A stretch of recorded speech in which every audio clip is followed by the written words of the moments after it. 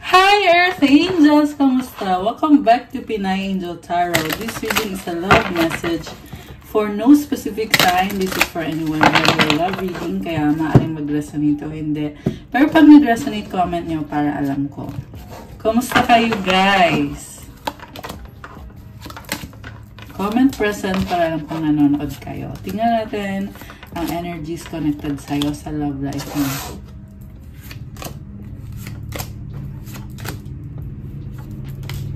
Okay. And kuha muna tayo ng mga love energies. Okay. Love energies para sa ating mga viewers. Okay. Wow! Yin Yang. Like the Yin Yang symbol, twin flames contain an aspect of each other's character within themselves. Okay. Binabalansa niyo isa't isa. Masculine and feminine energies. Pwede kayong divine counterparts, pwede rin soulmate or twin flame connection. Parang you complete each other. Okay, yan yung naririnig ko. And then, challenges. Okay, you feel free. Alam mo, marami mang nangyari dito sa connection na to ngayon. Pero, parang nakita ko pinagpapasalamat mo na malaya ka, na parang magaan yung pakiramdam mo dito. All true soul connections involve challenges that can be overcome together. Okay. Together, pero sa nakita ko ay mas gusto mo mag-isa ngayon. Soul. Your soul is preparing to reconnect. Trust in the process. Ayan. Again, I was just talking about soulmate or twin flame. Yung kadil mo.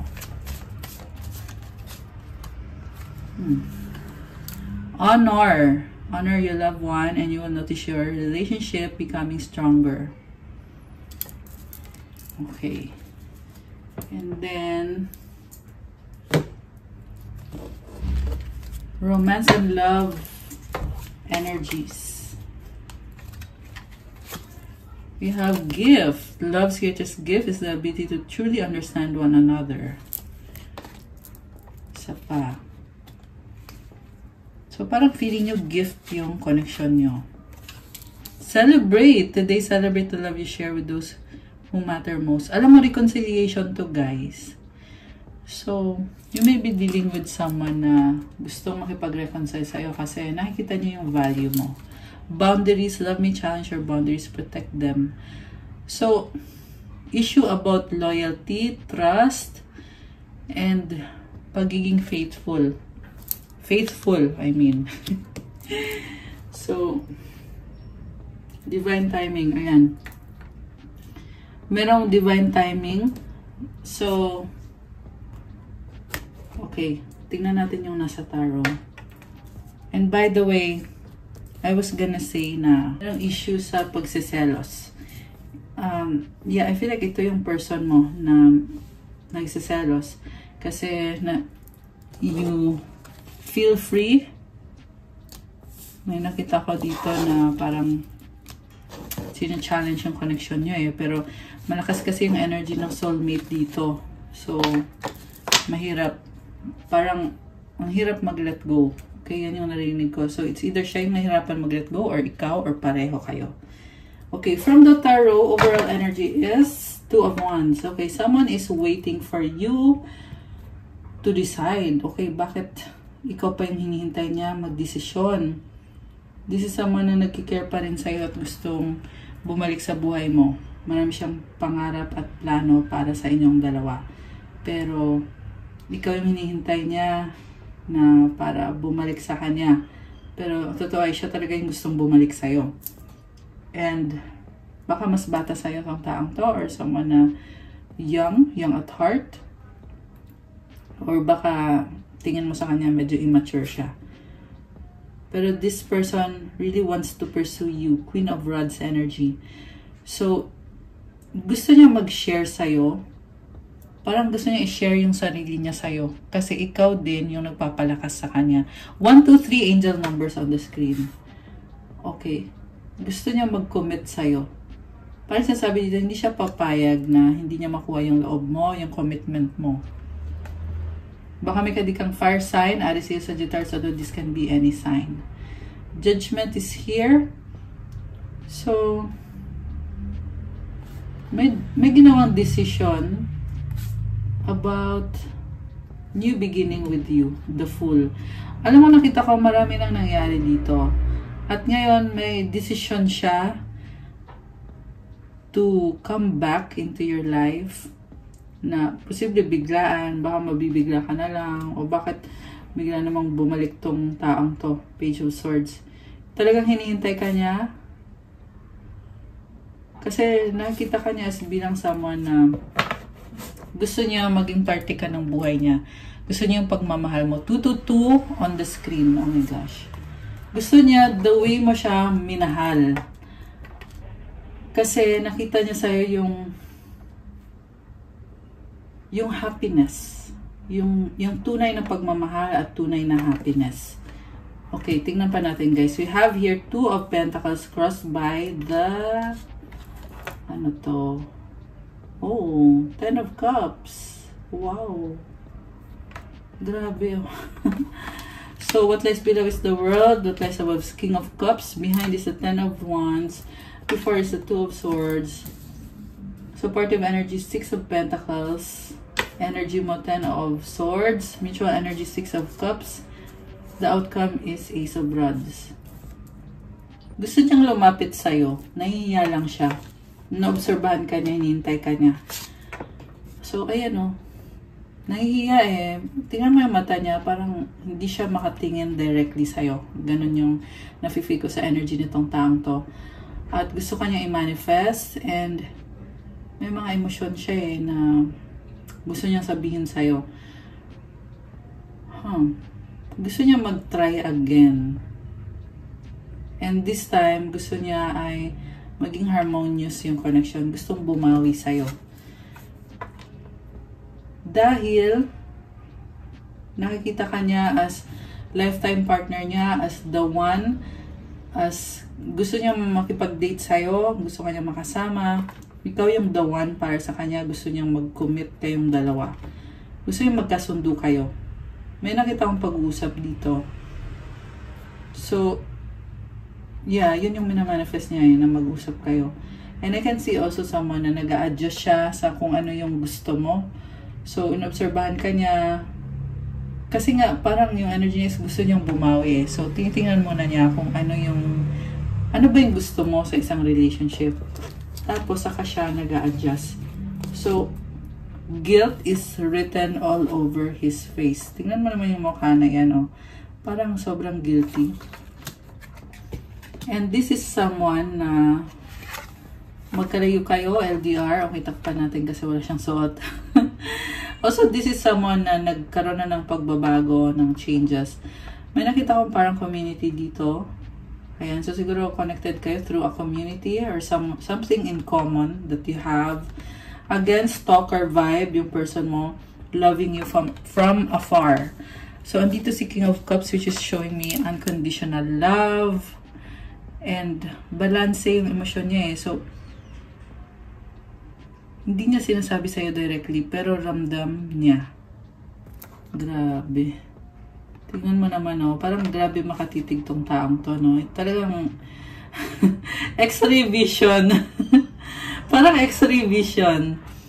And kinikalala ka niya. Okay. Also, gusto kong sabihin na kamatch mo siya ngayon. So, kung niloko ka man ng taong to, tinalikuran ka niya, binaliwala niya yung pagmamahal mo sa kanya. Ngayon, siya naman yung nagkakandara pa dito sa nakita ko, or at least, siya naman dito yung nakakaramdam ng pagmamahal sa'yo. Okay, mamaya tingnan natin kung ano ba yung nararamdaman mo. Pero, sa nakita ko, siya yung parang naghahabol or gustong i-pursue ka. So, naging controlling tong taong to. Marami din siyang burden eh. So, this is also someone na nagpapaka-strong siya sa life niya. And may na-feel ako na like parang restricted siya or gusto mo niya i-pursue yung connection ninyo pero merong other party or situation or connection na pumipigil sa kanya. Ayan, ito yan yung struggle niya dito. Pero I feel like binitawan niya to at ngayon ay ito na siya, waiting for a chance with you. And merong pagdadalawang isip dito. So, parang iniisip niya yun na kung bibigyan mo siya ng chance, itatry niya yung best niya na unawain ka and all. Parang hoping siya dito na sana nga ay magkaayos kayo. At the same time, natatakot din siya na baka hindi mo siya mahalin. Kaya iniisip niya na bago mo siya saktan ay iiwan ka niya. Okay, merong ganong pag-iisip din eh na baka daw saktan mo siya. Parang wala siyang trust sa sarili niya or may insecurities itong taong to. Nainisip niya na baka may iba ka na. So, kung ganon ay tatalikuran ka niya pag natuklasan niya na gano'n nga. Pero more on, this is someone na talagang gusto niya makasigurado na mamahalin mo siya or tatanggapin mo siya ulit. So, magtatry siya mag-reach out sa'yo. Pero feeling niya kasi dito eh parang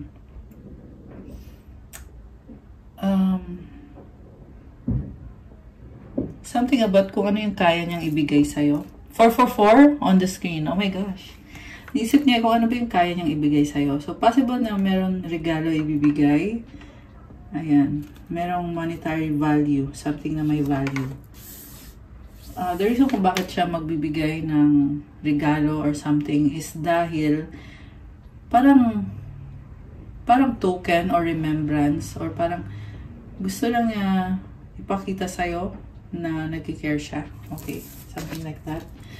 Ikaw naman, sugatan ka, grabe. Dugo ano. So, you're on the stage na parang wala ka nang pwedeng ibigay sa kanya. Okay? Although, I can feel na ini-enjoy mo yung life mo. Pero may sinasabi din sa akin dito eh na hindi mo maiwasan itong taong to. Ewan ko kung bakit. Ayan. Pero yan yung nakita ko na parang kahit tapos na ay andun yung pakiramdam na bakit hindi mo maiwasan tong taong to. So siguro baka kasi habol pa rin siya ng habol sa'yo or baka nga kasi nagsastalk sa'yo tong taong to. Kahit ikaw iniisip mo ay tapos na nga yung lahat, diba? Pero bakit andyan pa rin yung energy or nafe-feel mo pa rin yung presence itong taong to. Or yun na nga, parang hindi ka maka-escape sa kanya. Okay, parang ganun yung pakiramdam mo. So, I feel like you want to have your alone time para mahal yung sarili mo talaga, sarili mo, and also to rise from this something happened na na-backstab ka eh, and you want to claim your power again. You want to be whole again, independently, or maybe ano feel ko kasi dito okay ka eh. Kasi nakakross yung kamay niya. So, this is a blessing. So, you are okay. And, parang sinasabi dito na ngayon na nagawa mo na lahat at hindi naman kayo nag-workout, malaya ka na. Parang ganon yung energy mo dito. Okay. Grabe. Intense.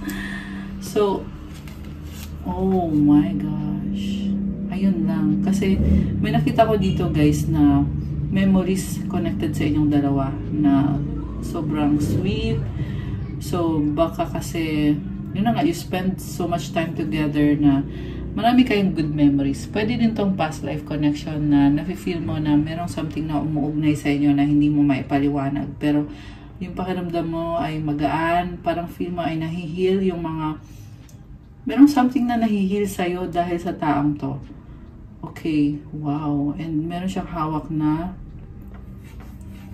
cup na merong flowers, white flowers. So, it symbolizes purity and love and also nurturing energy.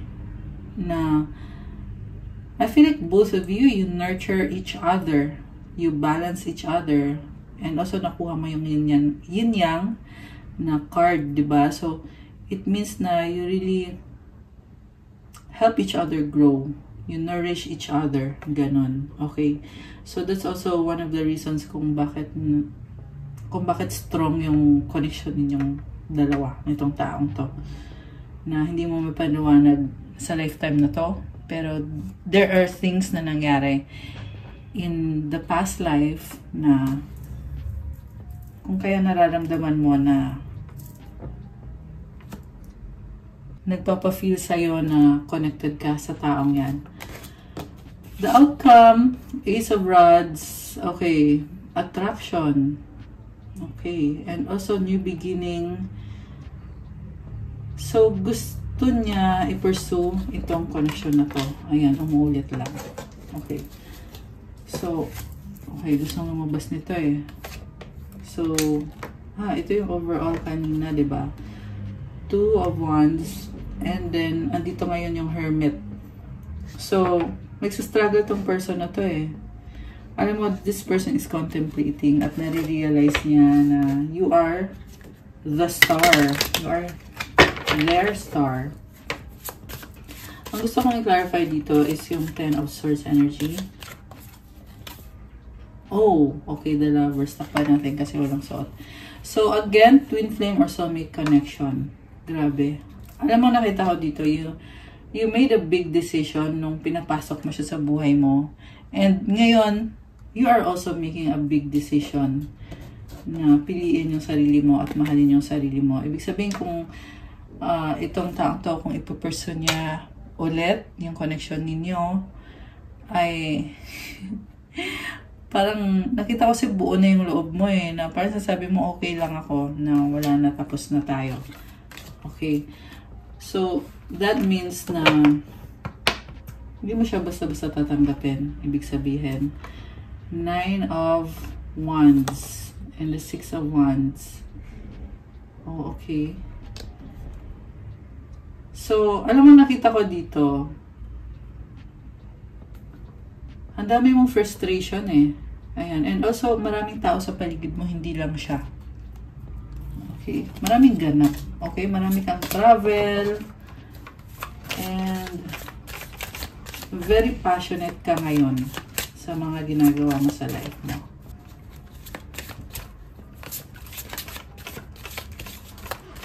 So,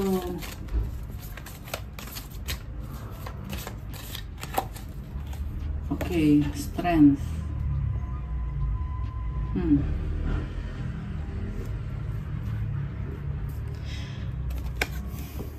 You are strong and independent. Focus ka sa sarili mo eh. Okay. Also, mayroong energy dito ng fire sign, Aries, Sagittarius, Leo energy. Okay.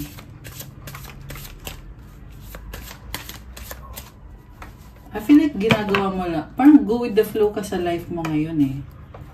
Okay. Hierophant. Wow. So, grabe ah. You are improving yourself. Hierophant is also a blessing. Merong blessing sa life mo. Yun yung focus mo ngayon eh.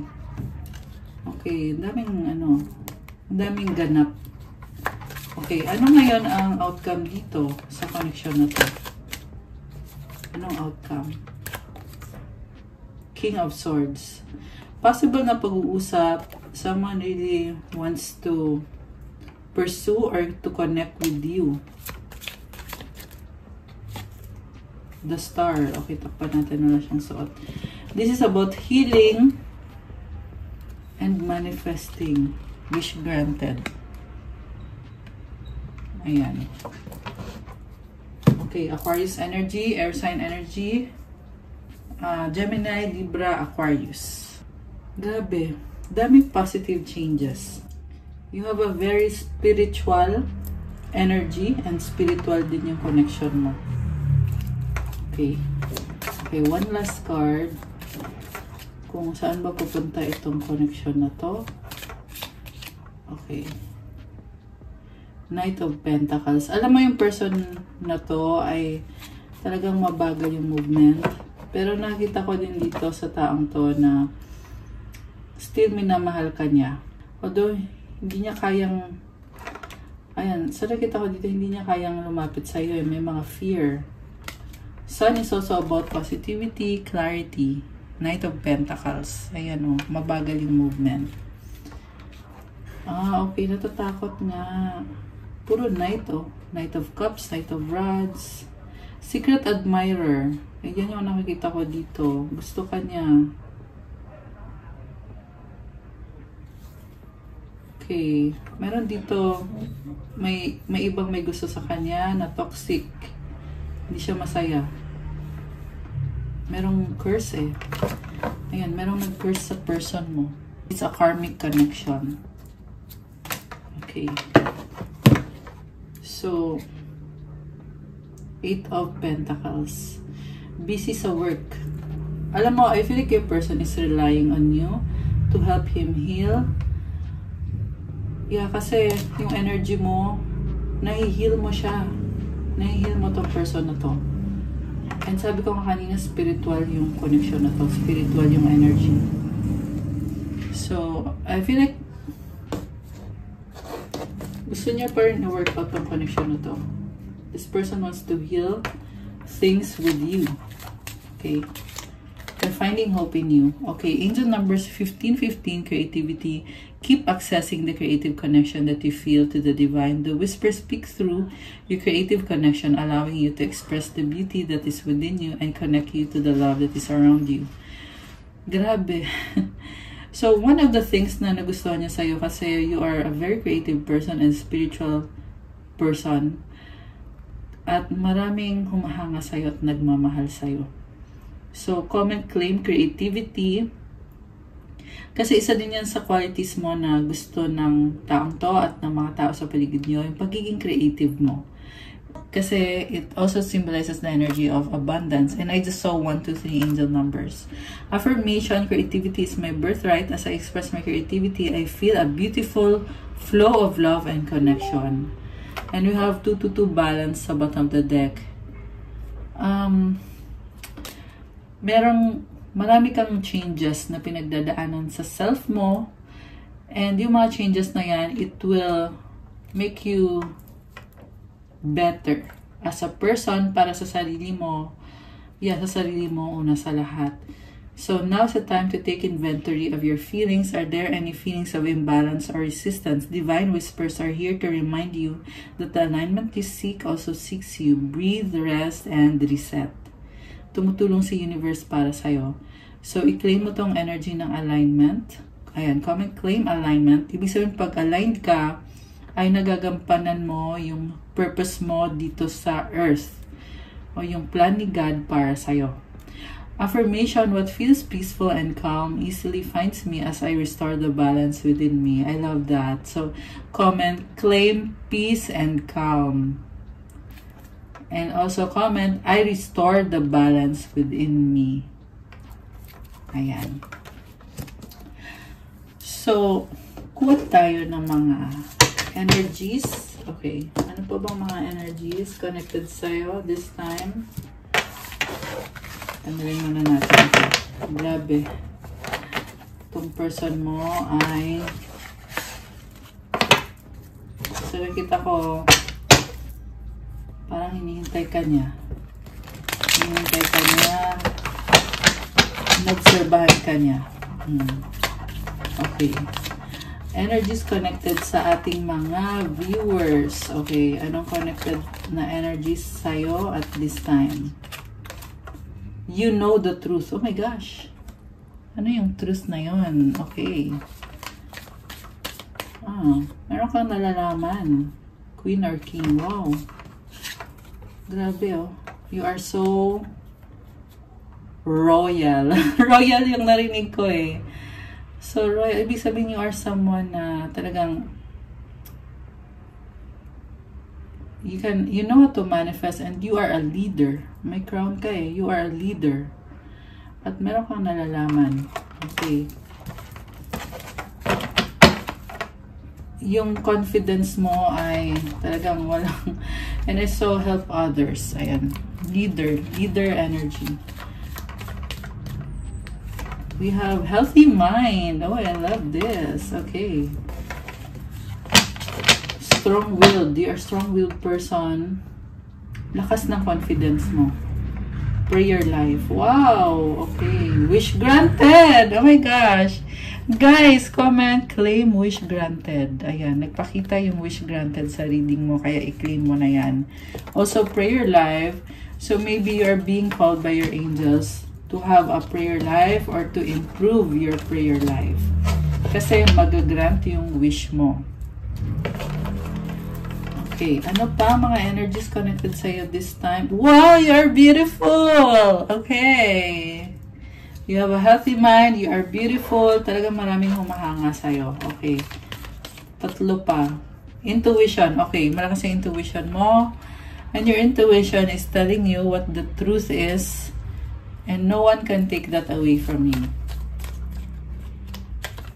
Creativity. Oh, I love this. Lumabas din to sa angel numbers kanina, yung creativity. So, comment, claim creativity, guys.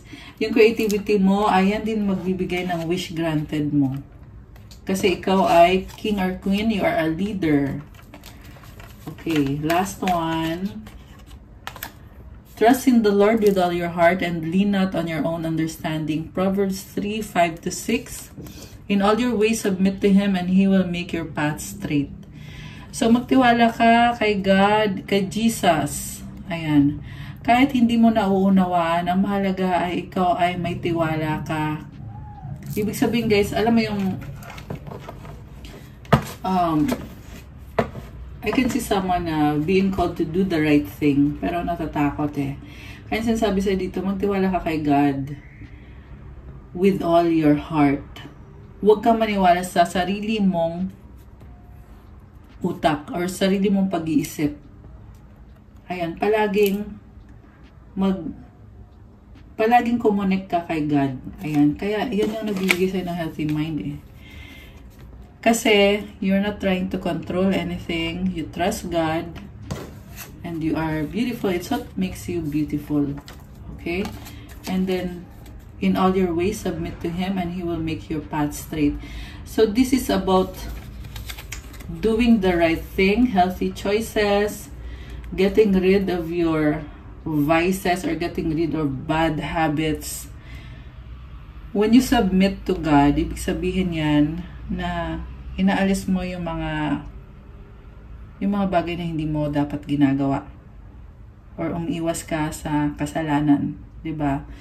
Kasi pag ginawa mo yon, He will make your path straight. Ayan. So, grabe to. Intense. Intense yung energy. So, ayan. Kahit hindi mo na intindihan with your logical mind, pero magtiwala ka kay God. Ayan. So, ano naman? Okay. Guys, gusto mo lumabas ng card na to, repentance. Something about sins. Okay? Yeah, kaya lumabas yung trust in the Lord and submit to Him. So, someone needs to repent. Yeah, repent sa mga nagawa mong kasalanan. Kasi, merong blessing na dadating. Kaya lumalabas to sa reading natin eh. Kasi ibig sabihin, ito na nga, yung wish granted. Ayan. So, kailangan mo din gawin kung ano yung sinasabi sa'yo ng mga angels mo para makuha mo yung wish granted na yon. Okay. Mensahe galing sa universe.